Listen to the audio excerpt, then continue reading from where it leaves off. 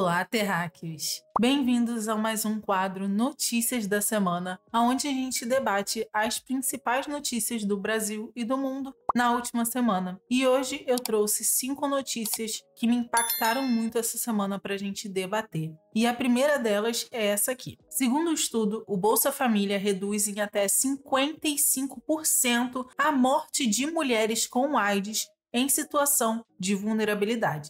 Eu quis trazer essa notícia porque ela demonstra a importância do programa Bolsa Família para a dignidade da vida das pessoas, principalmente mulheres, que são um grupo populacional que historicamente tem estado em situações de vulnerabilidade. Por isso, esse programa tem sido muito importante para essas mulheres. Esse estudo foi publicado na revista Nature Human Behavior e foi coordenado pelo Instituto de Saúde Global de Barcelona, em parcerias com a Fiocruz da Bahia e o Instituto de Saúde Coletiva também da Federal da Bahia. Esse estudo abrangeu mais de 12,3 milhões de mulheres em situação de baixa renda, com dados que foram coletados entre 2007 e 2015. E focou em mães e filhas de domicílios onde essas mulheres recebiam o benefício do Bolsa Família. Entre filhas de mulheres que recebem o Bolsa Família, houve uma redução de 47% na incidência da AIDS. Além disso, também houve uma redução de 55% na mortalidade. Já entre as mães, a redução da incidência de doença foi de 42%, e a redução da mortalidade foi de 43%. E o impacto foi ainda maior entre mulheres que acumulam vulnerabilidades.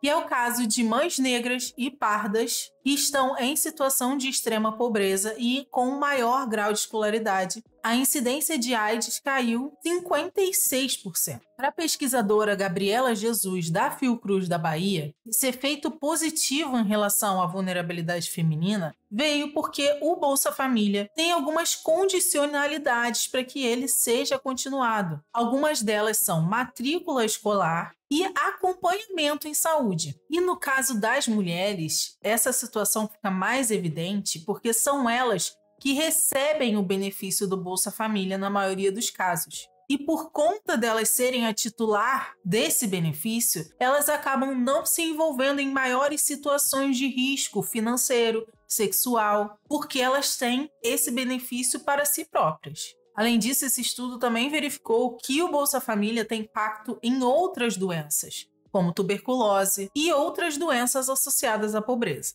Ou seja, apesar do que muitos dizem por aí, o Bolsa Família ajuda de fato a melhorar a dignidade de vida, principalmente de mulheres pretas e pardas em situação de vulnerabilidade, além de impedir a presença de outras doenças relacionadas à pobreza, o que demonstra uma grande importância desse projeto. Porém, a gente sabe que ele não é suficiente. Por isso, para que essa situação reduza ainda mais, a gente precisa lutar para diminuir as desigualdades sociais e garantir moradia, saúde, educação e alimentação para todos. E isso a gente só vai conseguir com a superação do sistema capitalista. Ainda pensando em desigualdade social, eu vi essa notícia aqui que me assustou bastante. O 1% mais rico do Brasil contribui 7 vezes mais com a crise climática, indica um estudo recente. Um estudo publicado na última quinta-feira, dia 14, pela revista da USP,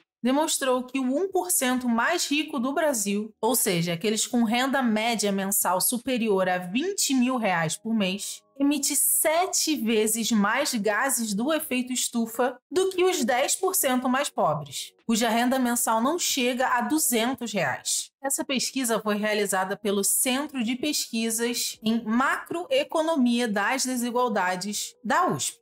E ele mostrou que essa desigualdade do Brasil segue a tendência mundial, onde os ricos apresentam maior consumo e geração de gases do efeito estufa do que a população mais pobre. E a gente sabe que esses gases são problemáticos porque eles são uns dos responsáveis pelo aquecimento global e as mudanças climáticas. sendo os principais deles carbono, metano e óxido nitroso. Conforme uma pesquisa da Oxfam Internacional, os 10% mais ricos do mundo são responsáveis por 50% das emissões de carbono para a atmosfera. A classe média, que representa 40% da população, é responsável por 43% das emissões. E os mais pobres, 50% da população, são responsáveis apenas por 8% dessas emissões, mostrando que não é culpa da população mais pobre a destruição cada vez maior do meio ambiente que os ricos têm feito. Segundo um estudo da Made, aqui no Brasil, o consumo dos 10% mais ricos emite mais do que a soma das emissões dos 35% mais pobres. E no Brasil, a gente ainda tem um agravante, que é a agropecuária, que é um dos setores que mais contribui para a emissão de gases do efeito estufa. E aqui no Brasil, como o setor agropecuário tem uma grande força econômica, ele acaba representando uma grande parte dessas emissões, tendo 2/3% das emissões apenas relacionadas à agropecuária. Segundo o estudo, a alimentação é responsável por 48% da pegada de carbono, seguida pelo consumo de energia, água e geração de lixo. E, por último, o uso de transportes. O que é diferente do que acontece na maior parte do mundo, onde a energia vem com maior peso e depois os transportes. E apesar da alimentação ter um alto consumo, principalmente para as classes mais altas, ela não chega a ser tão grande quanto o consumo de energia dessas mesmas classes, que muitas vezes possuem em suas casas ar-condicionados em todos os cômodos, piscinas aquecidas, além de outros inúmeros eletrodomésticos extravagantes que consomem muita energia. Além disso, para essas pessoas mais ricas, o transporte vai ficar em segundo lugar por conta de viagens internacionais de avião, viagem de avião doméstico, Uber para lá e para cá, diferente das populações mais pobres que pegam transporte público onde tem uma menor emissão de gases. E a pesquisa sugere que a gente reduza a emissão de gases do efeito estufa. E como a gente vai fazer isso? Primeiramente, a gente precisa diminuir as desigualdades sociais, para que todos possam andar num transporte público de qualidade, todos tenham acesso a uma alimentação de qualidade, produzida não por grandes latifundiários, mas sim através da reforma agrária, alimentos sem uso de agrotóxicos e venenos, alimentos que vão respeitar uma agricultura familiar e agroecológica, respeitando o meio ambiente e assim diminuindo a pecuária e a emissão de gases estufas. E também pensando em um desenvolvimento mais sustentável, a gente precisa falar dessa próxima notícia. O Plano Brasil Soberano, que o Lula está propagandeando nas últimas semanas como uma solução para o tarifaço do Trump, apesar de ser dito como um promotor da soberania nacional, na prática vai ser mais uma estratégia de submissão da economia brasileira à economia imperialista dos Estados Unidos. Na última quarta-feira, dia 13, o governo nacional lançou o chamado Plano Brasil Soberano, uma medida provisória tomada em consequência da taxação de 50% das tarifas de importação sobre produtos brasileiros, imposta pelo governo Trump. O plano promete crédito mais barato, incentivos fiscais e abertura de novos mercados para a exportação dos produtos brasileiros. Só que, paralelamente a isso, a extrema-direita continua avançando no seu plano de lesa-pátria com Eduardo Bolsonaro nos Estados Unidos, negociando na Casa Branca diretamente com Trump para aumentar as tarifas sobre o Brasil, declarando ir até as últimas consequências para tirar o seu pai Jair Messias Bolsonaro da prisão. Então a gente tem de um lado um suposto patriota que diz defender a pátria dele, indo para os Estados Unidos e pedindo mais sanções sobre a pátria dele. E do outro lado, o governo que está tentando mediar isso tudo, porém sem deixar os seus acordos de lado. E no meio disso tudo está o povo trabalhador brasileiro tentando sobreviver nesse caos. Então vamos entender melhor o que se pretende o Plano Brasil Soberano. O pacote da medida provisória se apoia em 3 eixos principais. 30 bilhões de investimento em linhas de crédito via Fundo Garantidor de Exportações, criação de uma Câmara Nacional de Acompanhamento do Emprego e busca de novos mercados internacionais para reduzir a dependência do Brasil aos Estados Unidos.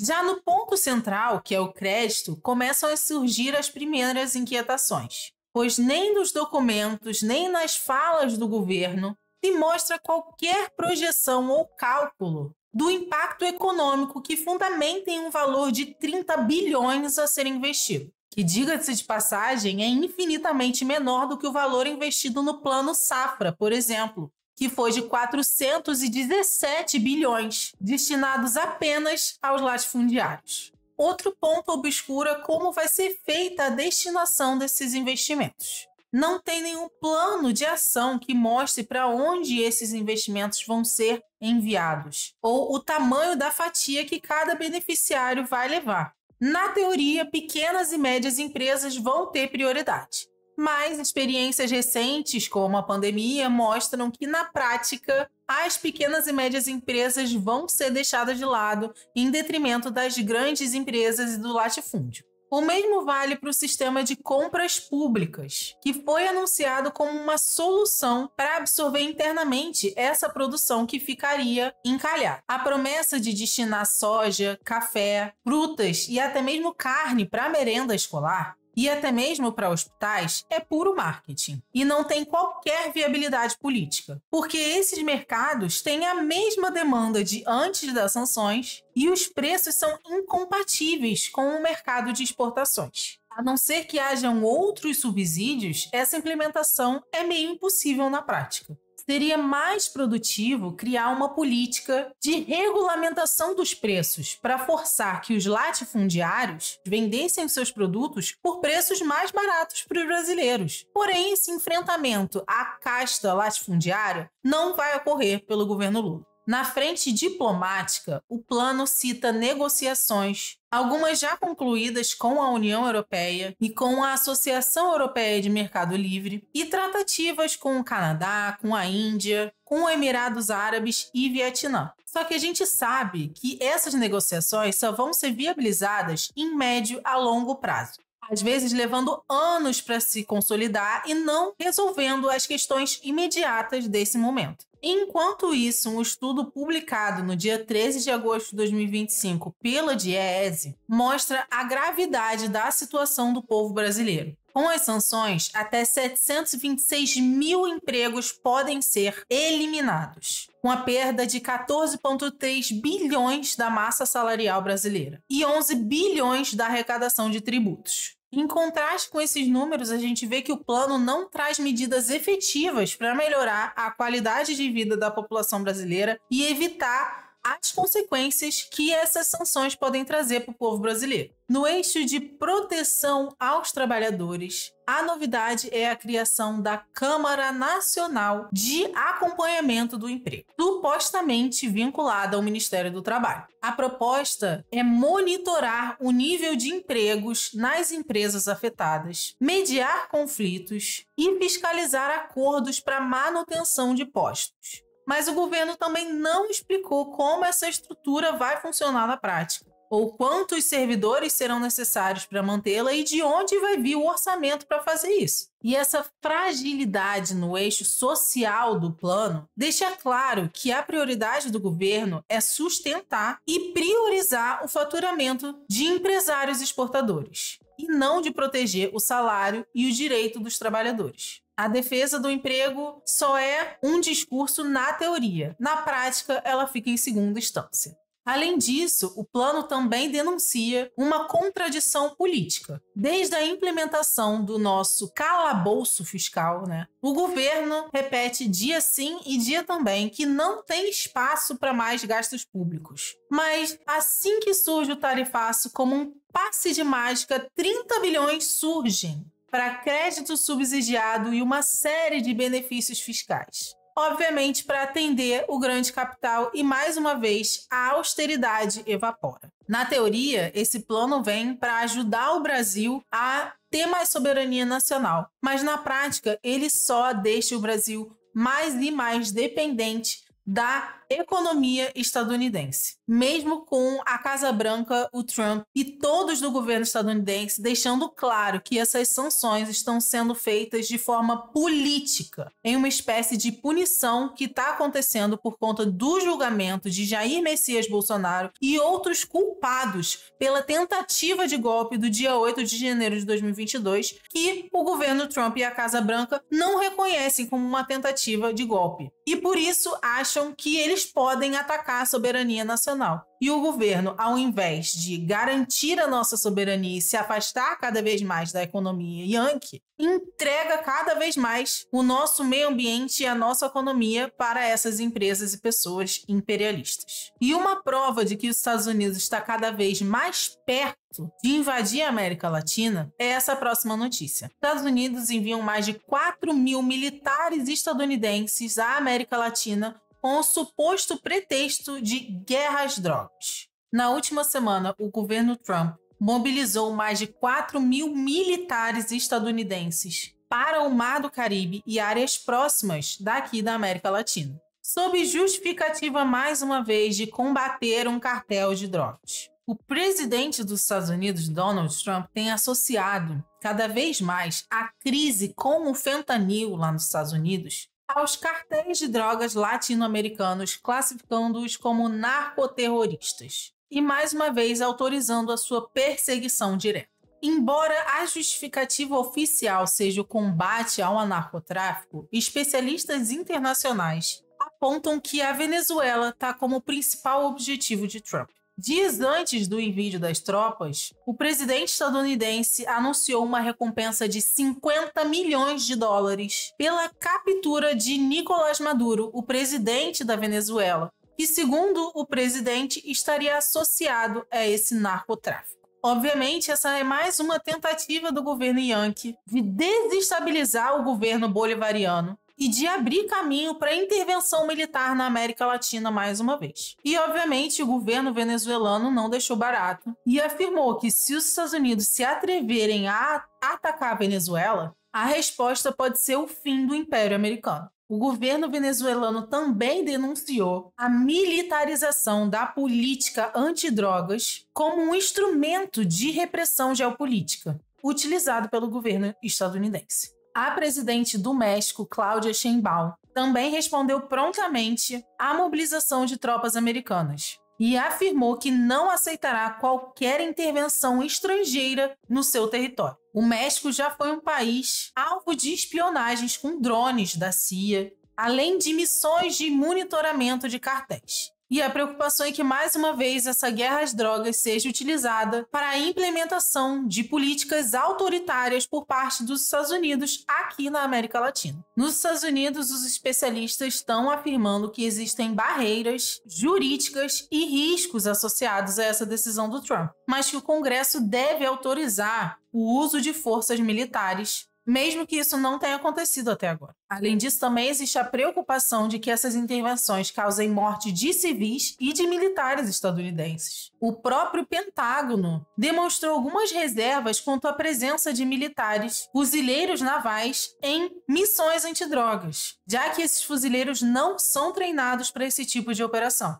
Um memorando assinado pelo secretário de Defesa dos Estados Unidos reforçou que a prioridade máxima das Forças Armadas é defender o território estadunidense, falando em selar fronteiras, impedir invasões e garantir o acesso ao Canal do Panamá, um ponto estratégico global para o comércio internacional e que hoje está em posse dos Estados Unidos. Então, mais uma vez, os Estados Unidos intervindo na nossa política nacional, agora enviando tropas para a América Latina, como se aqui fosse algum tipo de território dele que ele pudesse fazer o que ele quiser. Porém, não fará. E é exatamente pensando em garantir a autonomia dos países do sul global que os países do BRICS estão acelerando o processo de criação do PIX global, um sistema que promete reduzir a dependência do dólar nas transações entre os países membros do BRICS.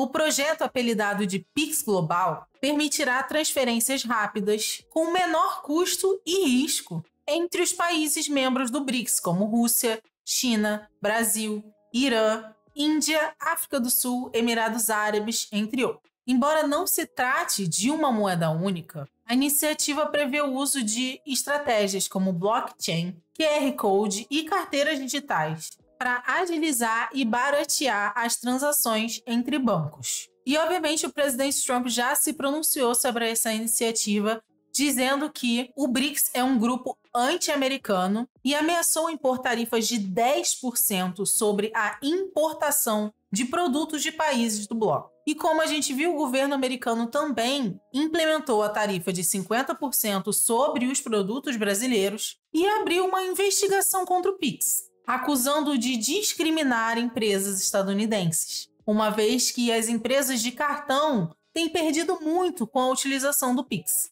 E como será essa tecnologia do PIX global? A plataforma BRICS-Pay utiliza a tecnologia DCMS, desenvolvida pela Universidade Estatal de Petersburgo. Essa tecnologia permite transações rápidas e seguras, capazes de processar até 20 mil mensagens por segundo. Diferente do sistema SWIFT controlado pelos bancos ocidentais, o BRICS-Pay funciona sem um controlador central, o que garante maior independência. Algumas características do DCMS que vocês precisam saber. As operações sendo descentralizadas, com cada país gerenciando o seu próprio nó, tem alta segurança com múltiplos protocolos de criptografia, código aberto após as fases de teste, sem tarifas obrigatórias e capacidade de operar até mesmo sem conexões diretas entre os usuários. A escolha da tecnologia de blockchain reflete a prioridade do bloco em criar um sistema moderno e resistente a interferências externas. A Rússia, que enfrenta sanções dos Estados Unidos desde 2022, e a China, que busca internacionalizar o yuan, lideram os testes com transações bilaterais e moedas locais. No Brasil, a adesão ao BRICS-Pay é vista como uma oportunidade para expandir as exportações, especialmente no agronegócio, na mineração e na energia. Setores que hoje dependem do dólar para transações com China e Índia e que poderiam se beneficiar com transações através do yuan ou de rúpias, reduzindo bastante as perdas cambiais. A viabilidade do BRICS-Pay depende da integração com outros sistemas econômicos dos países membros já existentes. E essa interoperacionalidade é o maior desafio técnico que a gente encontra para o BRICS-Pay.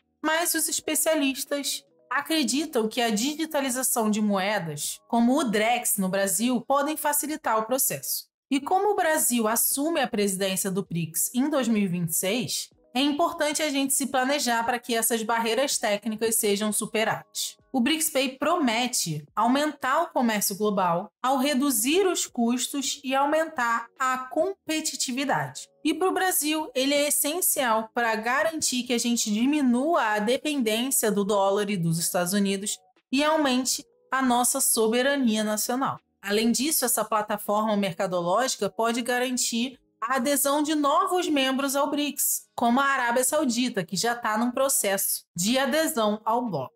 Além disso, isso fortalece a aliança do Brasil com outros países do sul global, redefinindo as relações comerciais e promovendo um sistema financeiro mais multipolar. Ou seja, nesse momento tão importante de ataque das potências imperialistas, principalmente dos Estados Unidos à economia brasileira, é importantíssimo que a gente tenha mecanismos para reduzir a nossa dependência desses países e aumentar a nossa soberania econômica nacional. Bom, e foram essas as notícias da semana. Eu espero que vocês tenham gostado.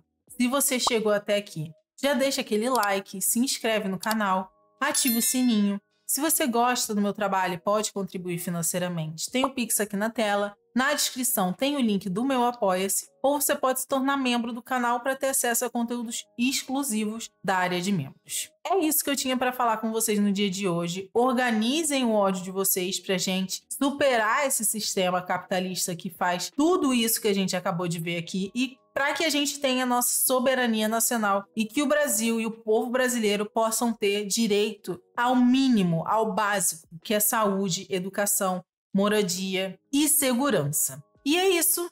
Beijos e até a vitória.